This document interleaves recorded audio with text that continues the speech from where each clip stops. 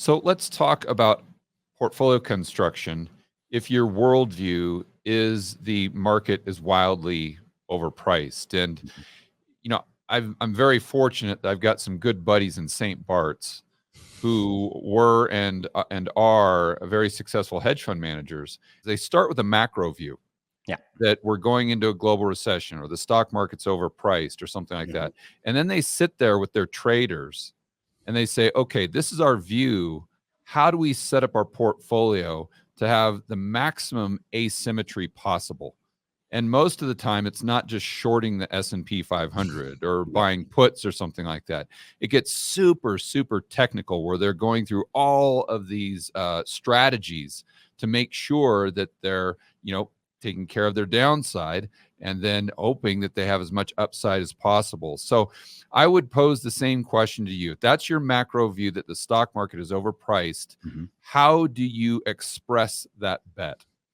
So, for instance, if let's say you walk back to the pre-pandemic period, George, just to make an example, then I'll get to today. Okay, so in somewhere like February 2020 or January 2020, we were at the onset of COVID. Okay.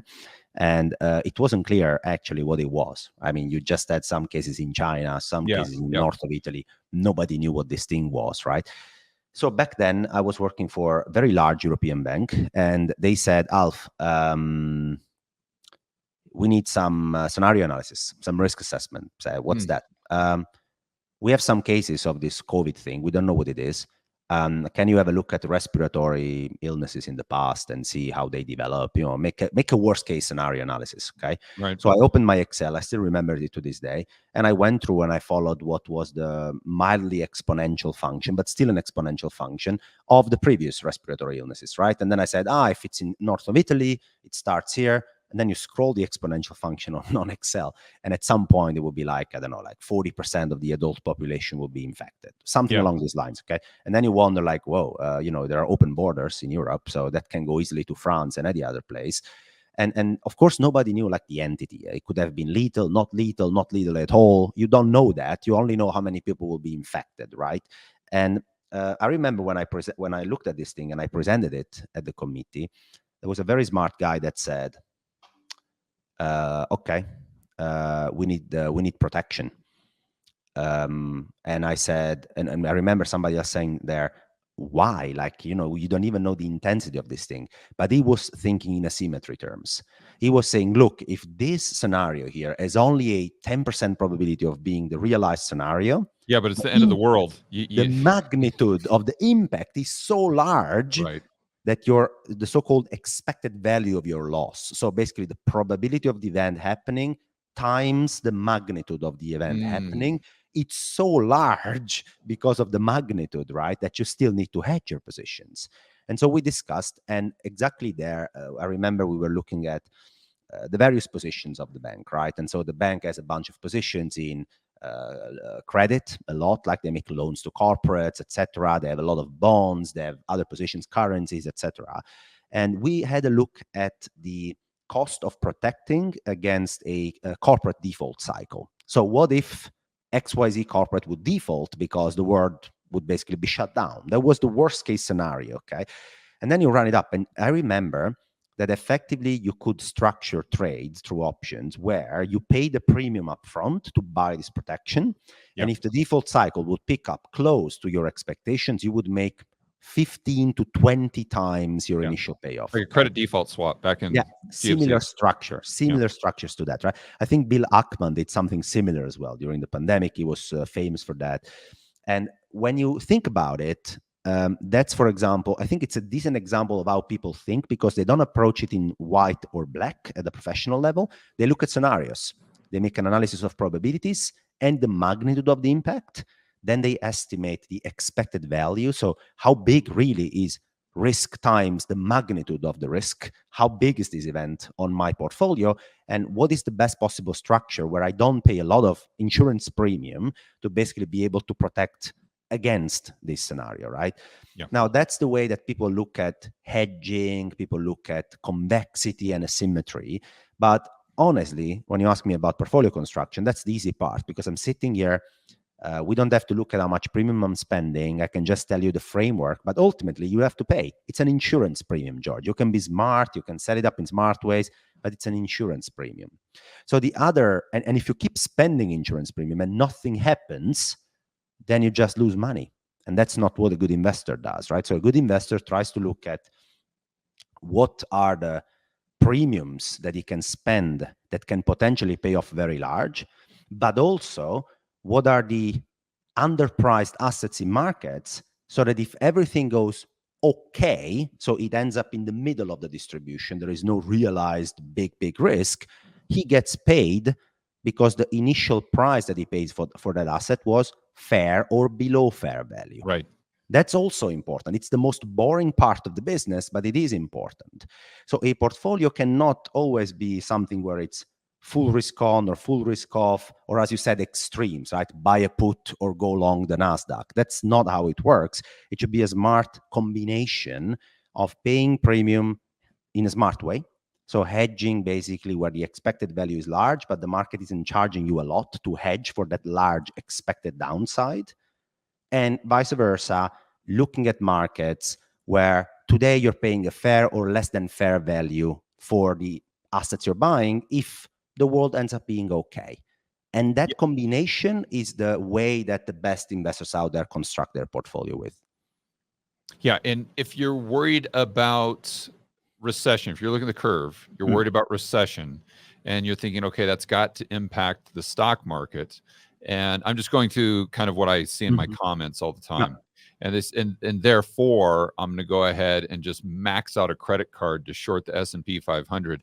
I've said to those people, I can't give you investment advice, but what I would do with my portfolio is I would prefer to go long the 2-year treasury as opposed to short the stock market, because if we do have that recession, who knows what the government's going to do? Who knows what the Federal Reserve is going to do? Are they going to buy shares? I mean, you just have no way. You don't have that crystal ball. Yeah. But you do know that they're going to drop rates. Yeah. And so what do you think about that? I think it's very smart. I mean, one of the other lessons that I learned is don't proxy trade. So if you have a certain scenario in mind, what is the asset that most closely relates to that exact macro scenario you just discussed? So I hear people, for example, saying China is too much underpriced, there are too many risks priced in, and therefore they want to buy Chinese or a Chinese growth story. They think Chinese policymakers are going to stimulate. I don't agree, but whatever the narrative is, they want to buy Chinese assets, okay? And then they say, I'm going to buy copper. Oh, right. I'm like, sorry, mate, like, you want to buy Chinese assets? Yeah, but copper is correlated to China because when China stimulates, then copper goes up. When China stimulates and they build bridges and infrastructure and houses in the desert, in the middle of nowhere, then yes, copper goes up. But what if this time they stimulate by handing money over to people in China? They could, if they want to. It's a super centralized economy. It's very easy for them to achieve that. They don't want to. That's a different story. But what if they did? George, then would copper be the best way to do this, or would just be buying Chinese consumer stocks, right? Yeah. Because the consumer, so basically try not to proxy trade, but try to be as close as you can to the origin of your trade idea. In your case, let's say I have a model that takes the option implied bond market probabilities, and it says today that bond traders are pricing a recession at a 10% probability only over the next 12 months. Okay. 10%, okay? Yep. This number used to be 45% during the banking crisis in March last year. 45% on a 12-month forward. So kind of base case. It didn't happen. So it was a wrong pricing. Today it's 10%, okay? And generally, as a recession tends to happen about once every 10 years, we can say 10% is really not a lot. You're basically getting a fair pricing for a recession optionality, right? You're paying a relatively fair premium on a 12-month forward. Right now, if you go around to like my clients and you say, hey, I'm looking to buy some recession optionality here, they look at you like, are you nuts? What recession? Which is generally a good indicator that people are not positioned for it anymore, because understandably, people have been wrong for a long period of time, and recessionary trades are expensive. You need to pay a premium. And if nothing happens, then it's not a great idea to keep owning these trades, right? But today, it's priced at a relatively convenient entry price, right? So what you could do today is say, what are the trades that would potentially benefit a lot from a recession? That's basically your line of thought. And then you say, what's the closest possible asset class related to that? And I think people make this common mistake of saying, I'm going to buy 30-year treasuries. I'm going to buy 10-year treasuries. There are too many degrees of freedom into that, because the front end of the curve is the one that fully incorporates the Fed cutting cycle. So if there is a recession, you know that the Federal Reserve reaction function is going to be to cut interest rates much more than what is priced today. Right. Today, we're priced for 3 cuts this year, maybe a few more next year. That's it, right? But history shows that if you get a recession, the Federal Reserve on average cuts about 400 basis points in 18 months. That's the standard cutting cycle to fight a recession, like in 2001 or in 2009, for example. Okay, that was the cutting cycle. 400 basis points from here is much more than the 5 or 6 cuts priced for the next 18 months. It's a lot more, right? So 2-year interest rates would reflect these cuts, and they would drop dramatically. And if you have locked them in at higher interest rates, you would actually make money. Yep. This would be the nature as well of the famous bull steepening of the yield curve.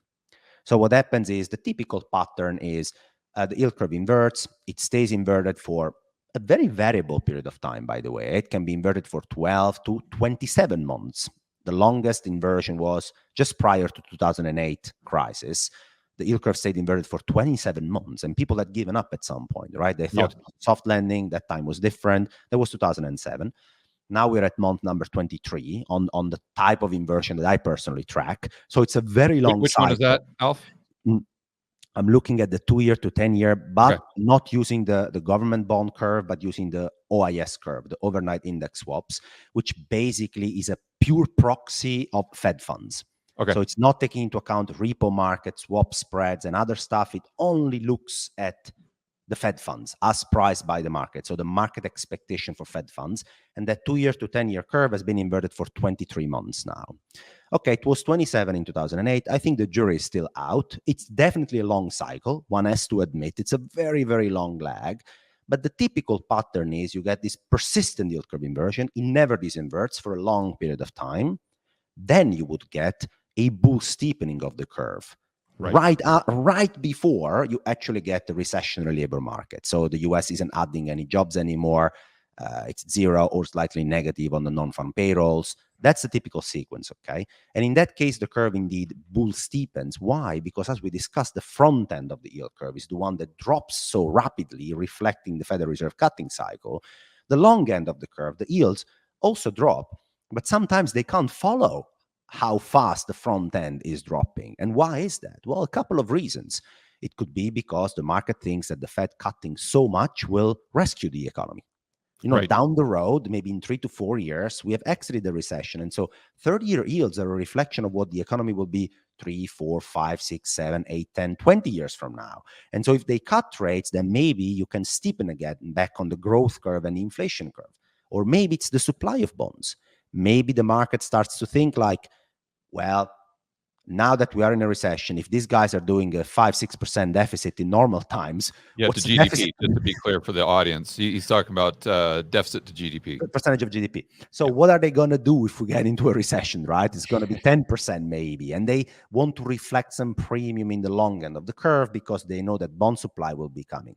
There are plenty of reasons, but as you said, the closest expression of your idea is not a 10-year bond. It's not shorting the stock market.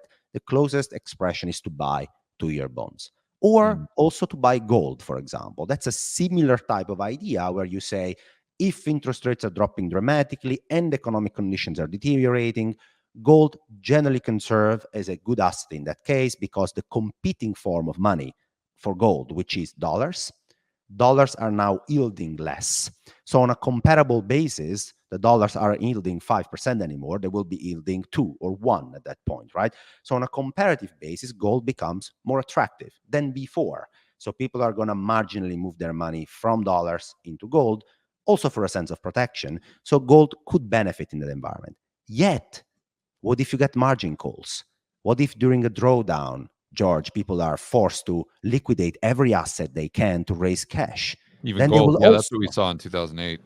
They will also liquidate gold exactly Yeah. like in 2008, exactly like in March 2020, exactly the same. Where people will ask me, what the hell is going on? The world is upside down and gold is selling off. Yes, man, when you have to meet your margin calls, you will sell every asset you have. The name doesn't matter. Actually, if the asset has gone up, like gold, you will sell it because it has actually raised more cash for you to meet your margin calls, to pay down your debt. You will actually have to sell the asset that makes the most money for you in that case. And gold can be trapped exactly there in between for a bit, for a few weeks, right? Yeah. But it actually can work against you. Again, do not proxy trade. Get as close as you can to the source of your macro trade idea. Yeah, it's great advice.